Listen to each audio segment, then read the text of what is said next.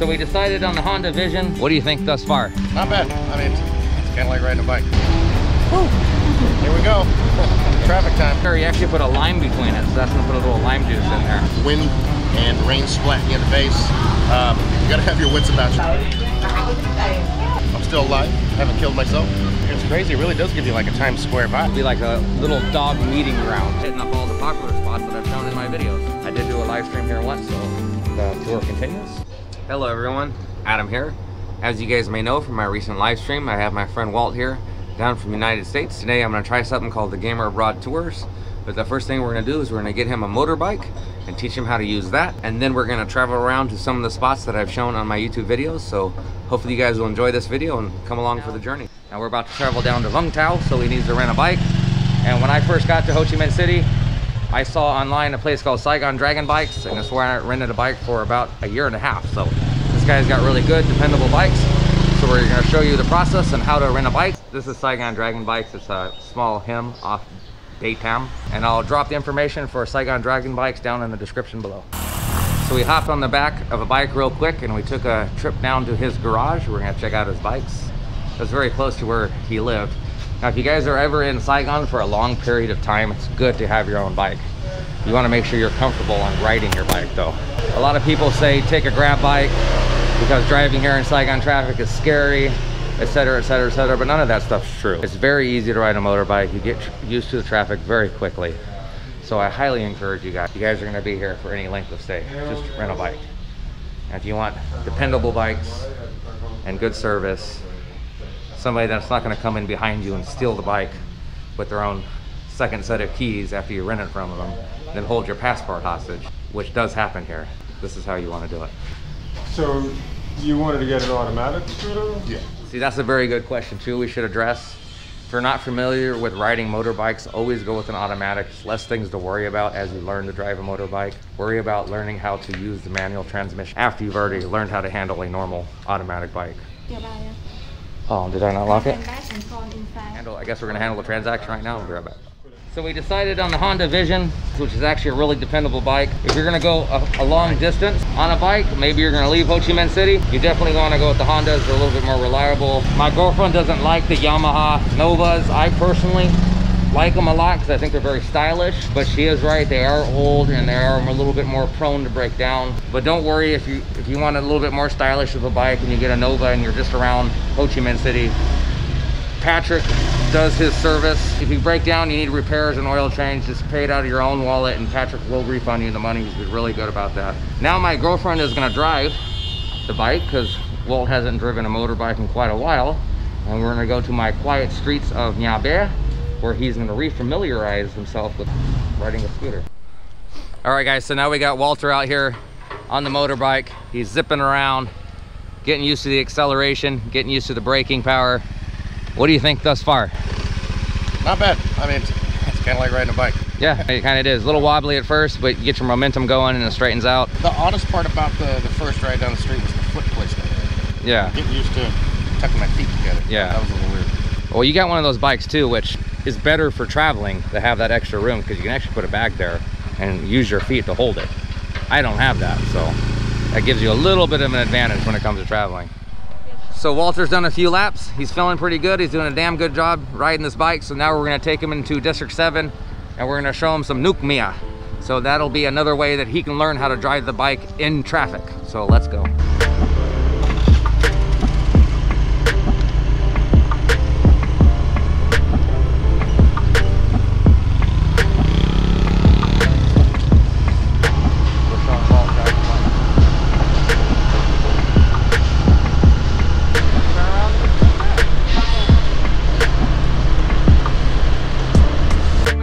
Right now, and we got Walt behind us, so we're gonna take him out into traffic for the first time.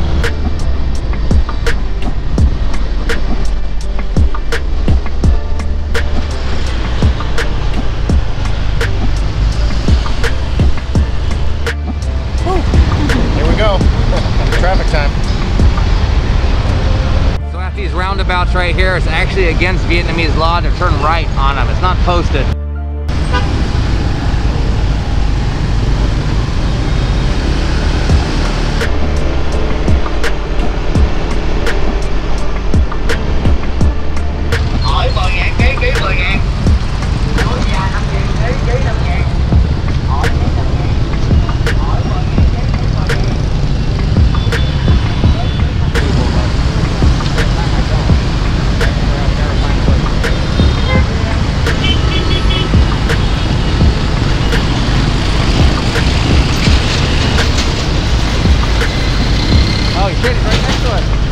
looking for you behind us. We're gonna turn.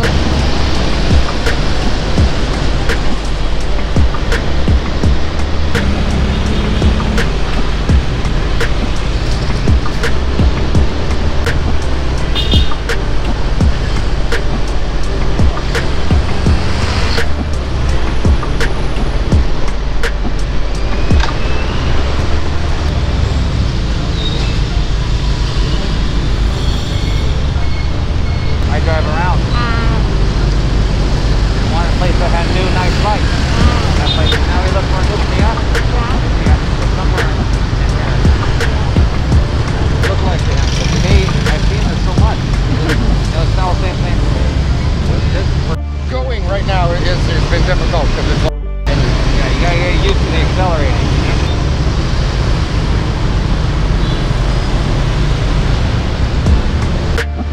The second hardest part would be the braking, and once you have those mastered, it's easy.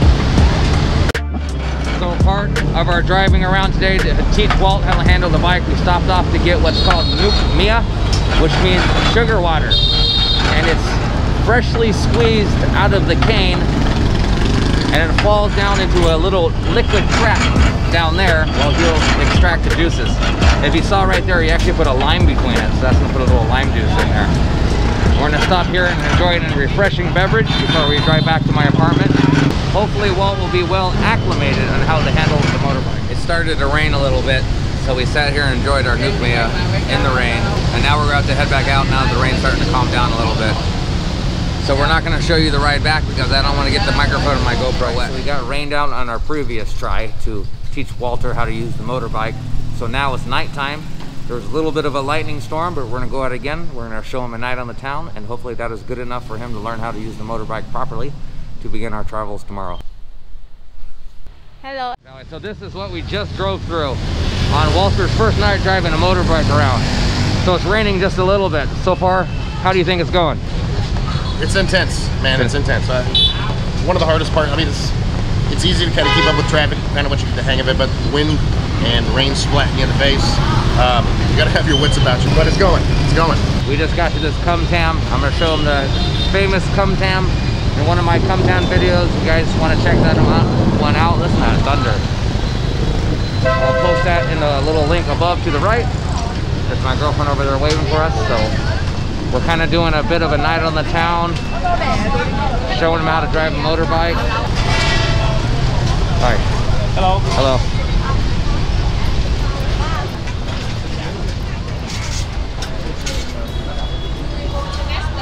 Okay.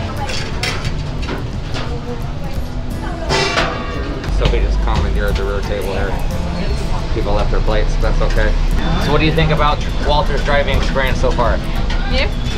He drive very good.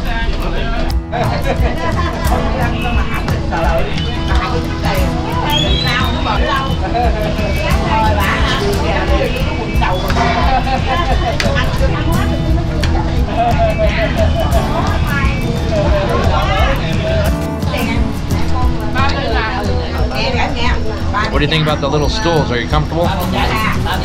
Yeah? I mean, for the first 10 minutes. Yeah, start hurt your knees a little bit after that. So that's it for the first spot. It's still raining out here, but we're gonna continue on. Our next destination is probably gonna be back to get some milk tea. I'm gonna show him our milk tea spot and see what he thinks about that. I asked him off camera what he thought about the Cum Tam, and he gave it a 7 out of 10. I personally give it a 9 because I've had a lot of Cum Tam places here, and this is one of the best for Cum Soon. Called Cum Soon? Okay, good. So off we go. Now we're at the milk tea spot. And since it's not raining anymore, what we're gonna do is we're gonna go up here around the corner, and we're gonna sit a little park. We're gonna have our milk tea. I've heard good things about the milk tea, so I have high hopes. If you guys haven't seen my video on Nobita, check it out.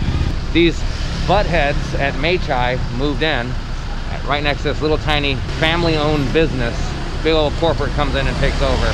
But it looks like they're still being pretty successful because their milk tea is better.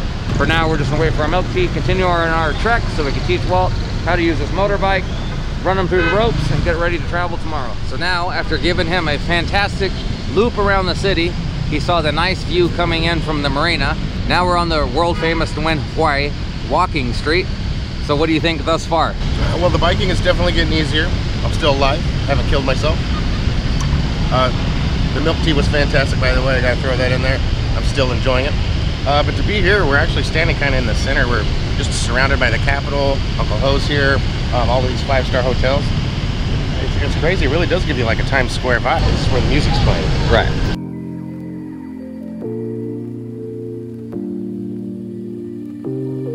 This is the spot on Nguyen Hue Walking Street where you guys can hop in the double-decker tourist van trip around Saigon.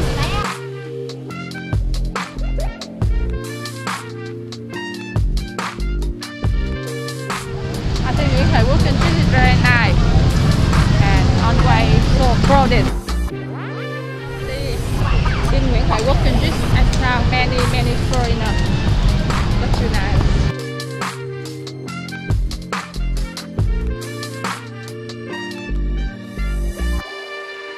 Some good smells here too. I'm grilling some pork back there, which smells good. I mean, I already ate, but it smells good.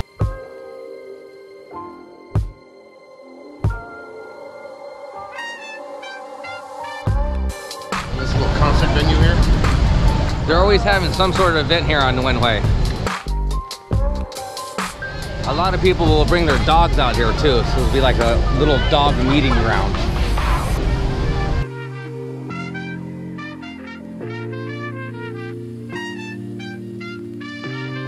Famous Patexco, a restaurant on the top floor, have a couple ice creams, maybe a beer and a sandwich, and you're gonna have a 2 million BND bill.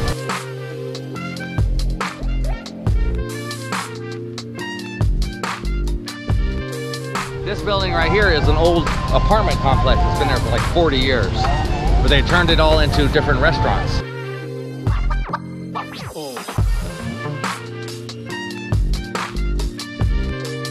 There's your steakhouse and craft beer.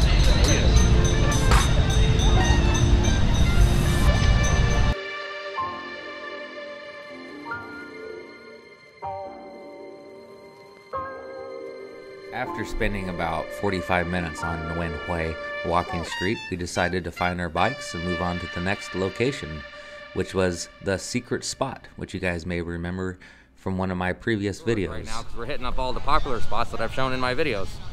So now we're at the secret location, and if you guys haven't seen that video, I'll put that up there to the right, and you guys can check that out. There is a method to the madness here. I mean, all of the routes that we've taken to see all of these cool spots, we've taken the long way. The scenic route, so it's been called. I mean, you know, we just went through a tunnel. You know, heck, I mean, I've had this thing open full throttle now. What do you think about 2TM Tunnel?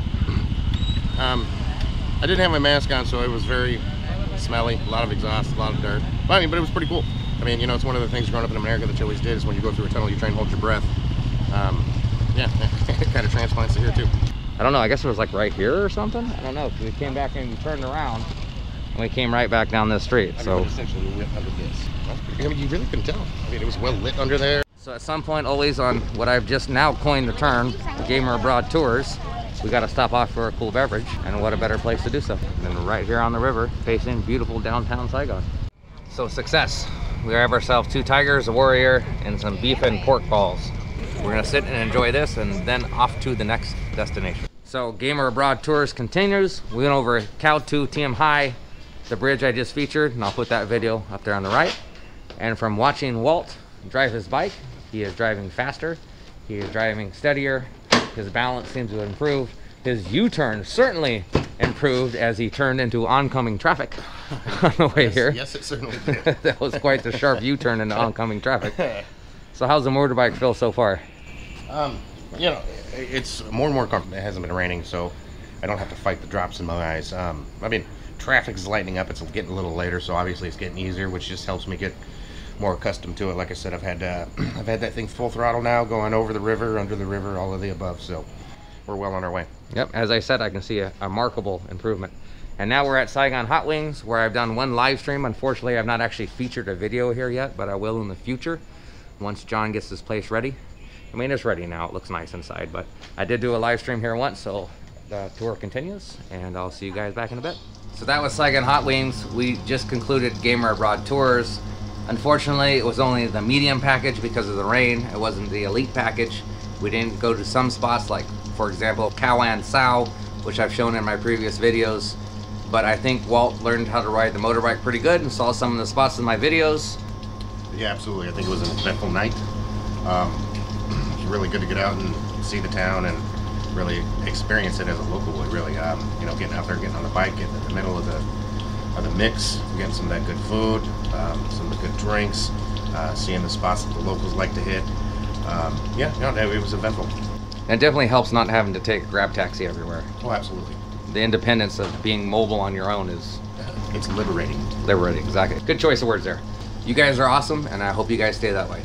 Coming up next on Gamer Abroad, we're gonna catch the ferry from Kanya into Vung Tau. So we're going straight through here? Right through here, we're gonna buy a ticket. Nothing like a good bombing when you're feeling those hunger pains.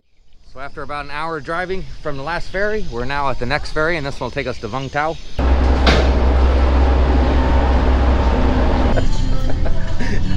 I feel like I'm drunk.